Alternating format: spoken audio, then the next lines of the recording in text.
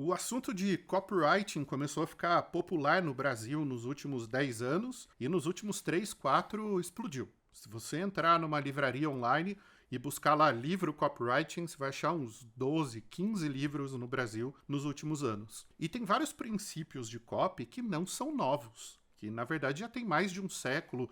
Grande parte desses princípios é até mais antigo porque está relacionado ao comportamento humano. Para a gente não entrar em aula de filosofia, vamos ficar numa coisa simples aqui que acontece sempre no dia a dia, que é a copy antagonista. O que é a estratégia de copy antagonista? É você arranjar alguma coisa para rivalizar com ela, para se opor, para se comparar, para contrastar. Né? Desde a filosofia grega, a gente entende na humanidade a dualidade. As pessoas precisam ter coisas opostas para conseguir se situar, extremos. Né? Então, o claro e o escuro, o branco e o preto, o sim e o não, gosto, não gosto, Palmeiras e Corinthians. Você precisa ter coisas para rivalizar. Aquela coisa que está no meio do caminho, ninguém presta atenção no que está no meio do caminho.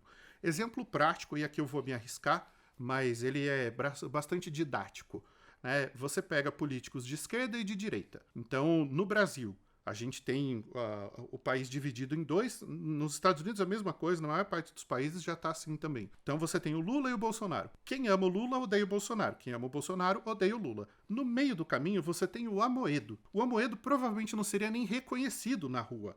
Por quê? Porque ele está no meio do caminho. Ele é o meio termo, ele é o ponderado, ele é o razoável. Ninguém ouve o razoável. Ninguém ouve o ponderado. As pessoas tendem a seguir para os extremos. E aí tem toda a discussão que aconteceu durante a pandemia, de que a gente está com uma sociedade que está polarizada, de que isso é ruim. Isso é péssimo.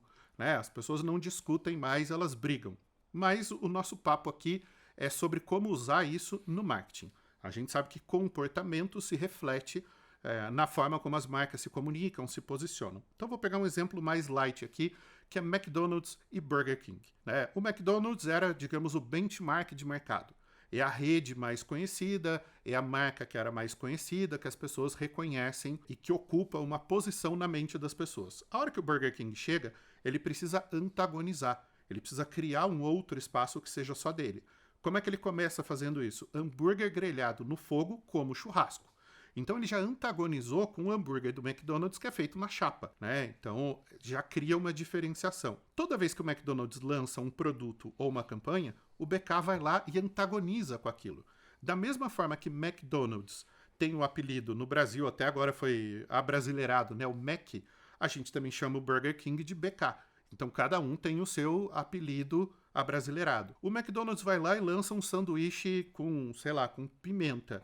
O Burger King vai lá e fala, o nosso é mais picante. O McDonald's lança um sanduíche de frango. Ele fala, o nosso tem o dobro de frango. Então o que ele faz? Ele antagoniza. Né? O McDonald's tem um tom de voz, de marca, que é o politicamente correto, aquele tom que não ofende ninguém, é aquele tom fofinho. Né? O BK não, ele é sarcástico, ele é provocador, né? Ele é ácido. Então ele brinca muito com esse conceito antagônico. Ele cria diferenciação. Tá? Isso a gente pode levar para vários mercados, a gente pode levar para várias situações. Esse uso de copy ajuda as pessoas a criarem uma identificação. Basicamente é o mesmo produto. O que muda é o posicionamento. Inclusive na rua, né? Tem a loja de uma marca, depois tem a loja da outra marca. Abre uma loja nova, outra lá vai e abre uma loja na frente.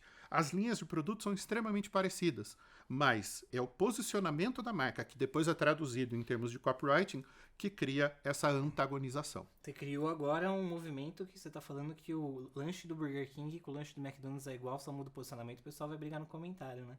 Mas essa é a ideia. Quanto mais eles brigarem, mais engajamento a gente tem. Esse papo me lembra uma coisa sobre arquétipos, né? Existe o arquétipo herói e o arquétipo fora da lei. Dentre todos os arquétipos de Jung, esses são os mais lembrados, porque a história é simples. Um antagoniza o outro. Um fala um discurso, o outro vai lá, acaba com o discurso do outro.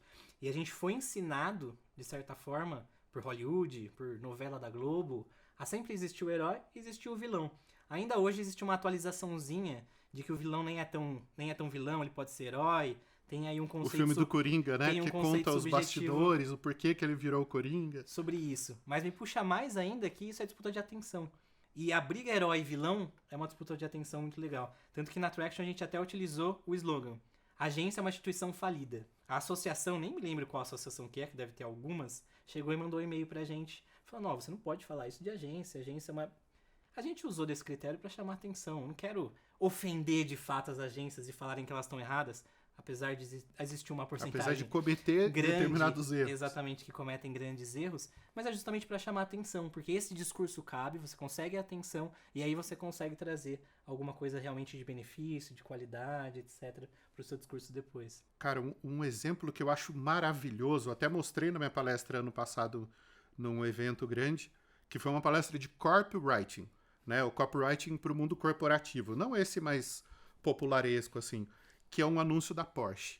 Tem um Porsche 964, a geração mais linda do 911 desde sempre, e para sempre vai ser. E aí no anúncio tá escrito assim, o novo Porsche 911, porque você não passou a infância inteira sonhando em ter um Mitsubishi ou um Honda, né? Acho que é um Toyota, um Mitsubishi, alguma coisa assim. É um tom de sarcasmo, né? De esse humor mais ácido.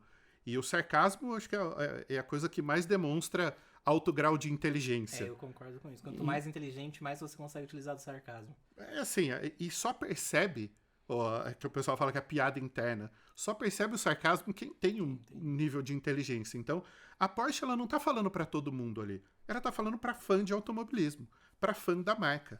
E ela tá pregando para convertido. Mas a graça é essa. É você virar pro seu amigo que comprou um Mitsubishi e falar, o meu é alemão, né? Ela antagoniza com alguma coisa, então ela tem que ter o efeito, o nome técnico, científico disso é ancoragem, né? E toda negociação ela depende de uma ancoragem. Você sai de um valor de referência, o vendedor quer negociar para mais, o comprador quer negociar para menos, o comprador não vai pagar tudo isso, então você tem que descer o seu valor. O vendedor também não quer vender pelo mínimo, ele quer subir, e aqui você tem o ZOPA, The Zone of Possible Agreement, né? O valor de acordo possível. Então, a partir da ancoragem, esse valor oscila, ele não vai no máximo extremo nem no mínimo, mas você tem alguma coisa razoável aqui no meio. Você sempre parte de uma âncora para negociar. E a cópia antagonista é isso. Ela ancora a partir de uma mensagem de referência e ela antagoniza com aquilo. Né? A partir do momento que você entende o comportamento dos seus clientes, você pode antagonizar com aquilo, usando de sarcasmo ou não. Então, algumas casas de análise de investimento no Brasil. Tem uma que eu me recuso a citar o nome, que fazia um marketing extremamente estriônico, né, apelativo. Para mim, aquilo é extremamente antiético, é imoral a forma como eles faziam a comunicação deles. E tem outras casas de análise que usam um posicionamento bem diferente, não só antagonizando, porque eles não querem concorrer com esses caras aqui, eles querem concorrer com os bancos. Uhum. Então, a Nord, que é uma casa de investimento que eu admiro bastante, ela fala muito isso. Você precisa confiar em quem vai orientar os seus investimentos. E, afinal, não é o seu gerente do banco. Né? Então, é uma forma de você antagonizar. Né? Você não precisa dizer isso literalmente na sua comunicação, mas o que é que você fez? Você usou a figura lá do inimigo comum. Você achou alguém a quem culpar. E não tem coisa mais gostosa na vida que colocar a culpa no banco. Né? O banco é sempre culpado. Rez, se o mundo é polarizado, é culpa do marketing? Não é culpa. O marketing é uma consequência da polarização. Eu sempre falo que, quando o pessoal me pergunta qual que é a minha definição de marketing, eu falo que marketing é uma ciência do consumo. A gente estuda o comportamento, a gente entende como as pessoas funcionam e a gente adapta o discurso das marcas para isso. Eu sou contra, por exemplo, quem fala que o marketing cria necessidade. O marketing não cria necessidade, ele identifica a necessidade que as pessoas têm e ele supre aquela necessidade. Isso pode ser resolver um problema, sanar uma necessidade ou realizar um desejo. Todo mundo gosta de viajar. Você pode viajar de mobilete, de Fusca, de Kombi, de ônibus, de trem, de avião, ou de avião você pode ir de American Airlines, que você chega e sua mala não, ou você pode ir de... Como é que chama aquela companhia de Dubai? Emirates. De Emirates. Primeira classe da Emirates custa um carro zero. Ok, se você tem dinheiro para aquilo, a pessoa que está indo de trem, nesse caso não se for para outro continente, né? Mas assim, vai chegar do mesmo jeito. Eu posso ir daqui de São Paulo até Brasília de carro, ou eu posso ir de avião, primeira classe, de alguma companhia aérea. Vai chegar do mesmo jeito. O desejo de viajar é o mesmo. Ou para um executivo, a necessidade de viajar é a mesma. Só que se você é um pequeno empreendedor, um MEI com um faturamento pequenininho, você vai de ônibus para gastar pouco dinheiro.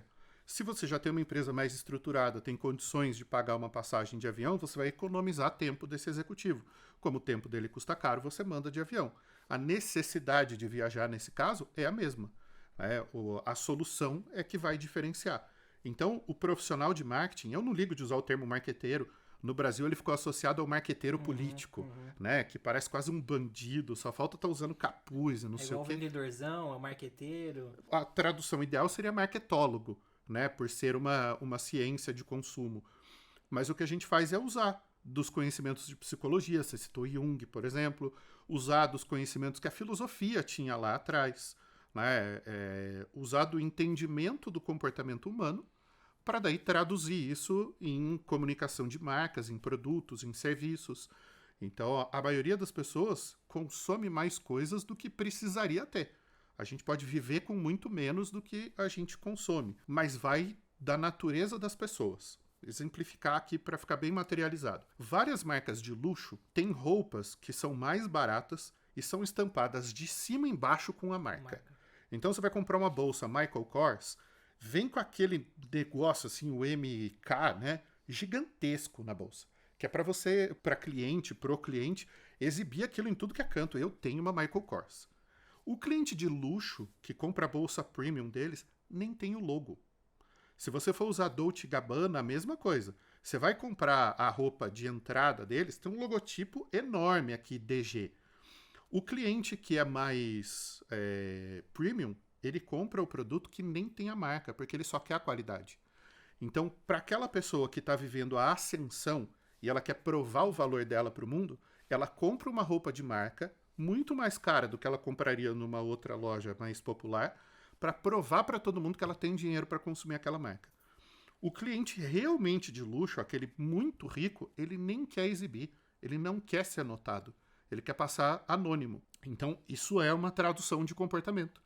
Né? Quando você está em ascensão social e você quer provar o seu valor para o mundo, você compra roupa de marca para exibir que você tem dinheiro para comprar. E quem é muito rico e não tem essa necessidade, não quer provar nada para ninguém, ele anda muito bem vestido, com itens de qualidade, que ele pode pagar e não faz diferença, mas ele não precisa mostrar para ninguém de onde é aquele item. Isso até virou tema nos últimos 1 ano, 2 anos aí, falando sobre essa tendência de low brand, acho que é que chama isso. Eu não trabalho exatamente no mercado de moda, então o exemplo é mais para ser didático do que qualquer outra coisa. Então é isso, não é uma culpa do marketing, é uma consequência do funcionamento humano. É que a gente é meio maquiavélico, né? Então a gente entende aquilo e a gente, usando o adjetivo correto, a gente manipula a comunicação para direcionar as pessoas para um determinado objetivo. Esse nível de manipulação ele pode ser muito baixo ou ele pode ser muito alto. Mas geralmente o marqueteiro não vai para o céu. Esse é um pouco do conceito do que é o Game Changers, um podcast onde eu, Rafael Reis aqui, meu xará, trazemos pessoas que têm viradas de chave ou que fazem viradas de chave grandes no mercado. Então, grandes personalidades, a gente tem um bate-papo muito legal com quem já foi, com quem vai ser, a lista é enorme de quantas pessoas a gente quer entrevistar. Se você gostou dessa palhinha, vê os outros vídeos Game Changers aqui nesse canal, aproveita para se inscrever, é de graça, curte esse vídeo e compartilhe com todos os amigos e inimigos que você tiver.